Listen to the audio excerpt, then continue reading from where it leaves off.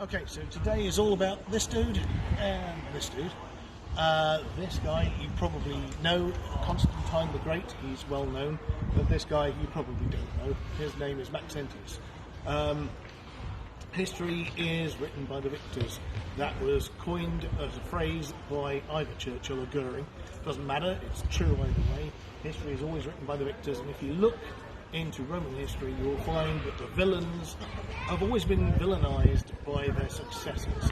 Caligula, probably the worst villain in Roman history, is only so because his successor Claudius, Robert Graves' eye Claudius, the great stammering hero, paints him as a bad guy. Domitian, a great bad guy, is only so because Nerva and Trajan, the great emperors who followed him, painted him that way.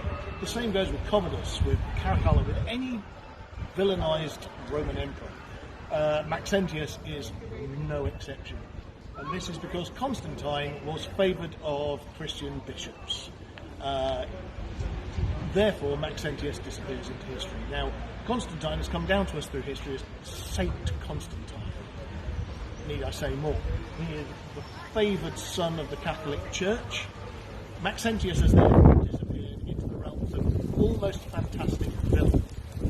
He exists in tales like that of St. Catherine of Alexandria, where she turns up in Rome trying to argue against his persecutions which we have no other record of ever happening other than in that legend. She argues against his persecutions, and he produces orator after orator to argue against her, and they all fail and end up converting to Christianity. It's such a awfully trite story, and almost completely fictional, I'm sure.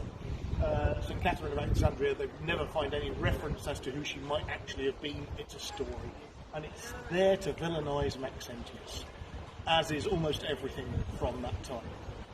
So I want to give you, for reference, Constantine the Great, Constantine the Saint, Maxentius the villain, responsible for St. Catherine's martyrdom, and I want you to look at the book that comes out today, Sons of Rome, the story of the rise of Constantine and Maxentius. And I want you to remember, when you look at it, Constantine the hero, Constantine the Great, is not necessarily the Catholic hero you see him to be.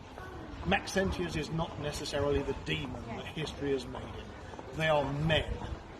Men are good and bad, both of them. Bear that in mind and read Sons of Rome.